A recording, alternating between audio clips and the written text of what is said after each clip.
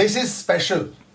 It's almost because we had like this crush on this boy's voice, and when you're on a radio station, you listen to it early in the morning, and you see this really tall boy. So 3 images of the gentleman in question today is there in my head. One, in a nightclub called Olive, I see this really tall chap walking in. So Olive is a place where everyone's always standing, and when you're standing, you see this tall basketball player who's standing there. You go like, bro, what's up? Then you hear this great track, which is like, I'm going like, this is in India? Baki baate peene baad? And then it just sort of continued. And then when you met him, and you said, ye history, civics, geography, tumhari kya hai? And he says, bro, maine ye hi kiya. And I'm going like, how much has he done already? It has been quite a journey for you also, I don't know, I never expected you to become this big. There was a point of time because... Neither did I. Yeah, because you always were a little... It's like how this show is. You were off script. You weren't ever following a script. You weren't pandering to what the film producers and the musical producers would say. You yourself were a music producer, which is always a dangerous thing to already be when you're also being a singer. And yet, here you are sitting pretty. Perhaps one of the most productive people last year in the lockdown. It's almost like you had a machine running. Every day there's a song coming out. So how's it been so far, man? Lockdown's been crazy, man. Like I know that people have had a difficult time. Fortunately, I got COVID in the beginning of the lockdown. I got done with it in September. Battle scarred. Yeah, but I got out of it quickly. Yeah. After that, I was like, what, I need to do something. I can't just sit at home for the next 1 year. How am I going to make money? It's like... So you don't even know how much money this boy has. How am I going to make money? We'll come to that. No, so I just started getting to work, man. Started putting out covers on my Instagram, making original music, doing online concerts. Just kept myself busy all the time, and I didn't realize that focused effort is just kind of like all piled up, and I was in a new place by the end of the lockdown. I was just like, wow, I didn't expect to be here. It happened to a lot of creators actually. Also, who had some good content. People started to really sample and not just sample 6 seconds, 10 seconds. Yeah. They were sitting and watching it. But whenever I think of you, I always think of you being as a bit of a misfit in Bollywood, so as to say. And here we are on the anvil of you coming with, of all people, Salman Khan also. So, of all the cliches that you were probably running away from, now you're doing all of that as well. So, what's this 360-degree swing in Mr. Kanungo's life? So, rather just kind of happened, man. Like Salman Bhai called me one day, he said, come to my house. So how does this happen? I want to know that part. Salman Bhai just called me one day. He doesn't call people up. I've known him for 10 years and I don't have his number. I have to go through 20 people and one day I land up at his house and I don't know what to do. So how did he just call you one day? I met him at one charity concert. I told him I'm a musician. He said, come play me your songs. I went to play my songs. He saw some videos. He was like, why don't you act? So one day, I happened to show him this song called Wo Barishe. And he saw the video and he was like, I'll give you 2 pieces of advice. One, never cry on screen. If you're going to cry, only 1 tear should come out of your eye. That's it. Okay. And the second is that... So you say you're a bad weeper on screen? No, he said don't cry. You act well, but don't cry. And then another thing he said was that don't get wet in the rain. Such a random thing for him to say also. Then he said what he said was, if the rain is falling, what you should do is act behind it, not... So it looks like it's raining. Yeah. But great advice. I did that in the next shoot. It really paid off. I didn't have to go and change 10 times. At the end, we were joking around, and he's really funny when he wants to be. And but you've never got intimidated by the so-called personalities of Bollywood. He's amazing. I think he really makes people feel comfortable around him. Because I think he understands what he is also. Right? Yeah. He's but everybody when he's in the room, it's him. It's nobody else. And this is a 6'5" talking that there's nobody else in the room when he's there as well. No, but I mean it's not who you are on the outside, right? Yeah. He has that inside charisma that just kind of it overpowers the room. So we were just talking and he was like, dude, jokes aside, I think you should act. I was like, Were you asking like, take me? No, I was like, people tell me that all the time. Yeah. Nobody gives me a role. So he said, no, I'll give you a role. And I thought he was kidding. Yeah. But 3 months later, he called me in the middle of the night, said, come over to my house. I wanted to meet someone, so I went to meet him, and it was Prabhudeva sir. And Salman Bhai said that you're doing a movie, you have to be in that movie, and it's a great role. So I said, amazing, let's do it. I wouldn't say easy, but at least self-sufficient artists have flourished. Yeah. And not just singers. Yeah. I mean, anything. You know, I think the biggest boon for the world was Instagram and YouTube. And YouTube has been there for a while, but somehow it's become way more active in the last year or two.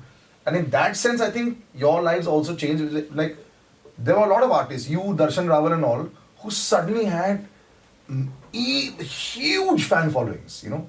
I guess it also went to the looks and the kind of videos you make. Your videos are very like that, you know, you've got like a big storyline to it, heartbreak, a lot of heartbreak in there as well. I think that also worked. I mean, you managed to milk that part as well, right, of your personality. So I think that's where I think one of my good qualities is that while I'm very anal about what I want to do, I also love to take feedback from people because it gives me, like sometimes when I look in the mirror, I don't recognize the person because it's not about like knowing who you are as a person, but knowing how people look at you. You may know who you are, like really in and through, but one thing I realized is people look at you in an entirely different way, and that kind of is a plus because you can learn the good things about yourself, the bad things about yourself from a different lens. Yeah. And when we're making music videos, I'm always the first person to ask, like, hey, you know, what do you think I should be on screen? Forget about the story, forget about like the plot and those layers. Like, who am I in that? And that's where the feedback process is very helpful to me with labels, is because they give me a lens which I would never have.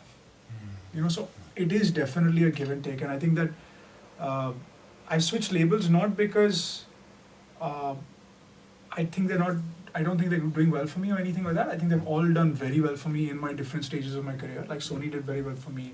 I did that song with AC Music Factory, did very well for me. Universal has done exceedingly well for me. But I think that when I start leaving a place where I feel like that feedback process is now becoming kind of stifled and there's no input from that end anymore. I've spoken to labels also many times, and they say if it's churning out hits, numbers, they all try to be different at one time. And I'll tell you, Spotify, we tried to do something very different one time. I stayed away from the quintessential Bollywood. Then beyond a point of time, India being, with a huge audience, that was staple diet. So you had to have that for at least lunch. Dinner alag ho sakta hai. So maybe I think labels also started to feel that, the views need to be lunch. And we'll have a different diet in the evening. And I think what I'm seeing now is also possibly one or two of the largest labels, because of the pressure of the numbers that they get. I think the others are also facing that. Is that true? The whole label game is very difficult for an artist to understand. Not because he can't understand it, but when he starts understanding it now, it's like he's already lost. Because once you start understanding how something works, and I very early on understood it, you realize that no matter how much you want to be original, there has to be an element of familiarity in everything that you do. Yeah. And that can be demotivating, that can be discouraging, it can be a lot of things. So I think that my biggest mistake is that I understood the game too early. I was too like... So I said, were you too early in everything? In this I was, for sure, because I realized how the business works. I come from a business family, and the first thing they look at is like whether it's a sustainable business. Like that's the way you have to look at it as an artist. So obviously that's always at the back of your mind. But the music business is a particularly, how would you say, it's fickle, of course. It's not just fickle, it's a very, it's a two-faced beast, On one side, you can't do without the views. Yeah. And on the other side, you hate the views. Yeah. It's like that, and that's something as an artist you have to understand. And you have to make your peace with it. No matter how good you are, how original you are. I think everybody from the biggest artists to the smallest artists have done this, right? I mean, it would be great to say that I made a fabulous film at the box office which made 70 lakhs. Yeah. That's what I mean, yeah. Unfortunately. Yeah. But that's where I feel, why is it taboo? And I'm going to ask you this point, why is it taboo for a music artist to want to promote their track online? What do film guys do? They will get advance bookings done. They will do monopolization. A lot of the big superstars, they don't allow other films to come in. They'll grab all the hoardings. What is that? That's the same thing as pumping money. So if you have artists that want to pump in money to bring views across, to spread it more across, why is that frowned upon? Instagram, for example, when people get PR machinery put in, and then they boost followers or boost their posts and all. Why is that so frowned upon? And it's such a taboo topic, though it's the most widespread. It's like drug abuse or steroid abuse in bodybuilding. Everyone does it. I don't think it's, what happens is that it's not frowned upon.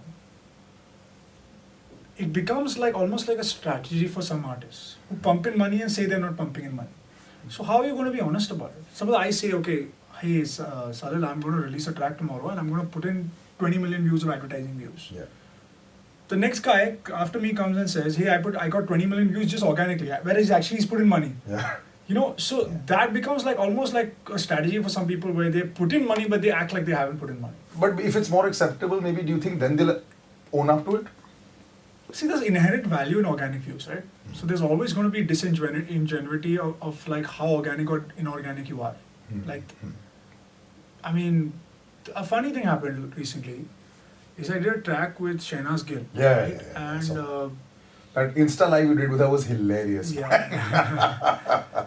She's a lovely person and her fans are lovely. And in the beginning, all the fans were like, come on, why don't you pump in money, this, that.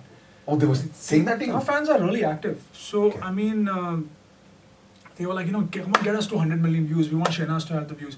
And I realized in that moment that fans know now Yeah. that it's not Real. It's not only just real, it's they know the game. They know that they have become part of the marketing solution rather than the problem to solve. Wow. So that's where your fan bases are becoming really smart day by day. They're kind of And involving scary, bro. themselves. And scary. Yeah. But it's bound to happen right now because we live with this.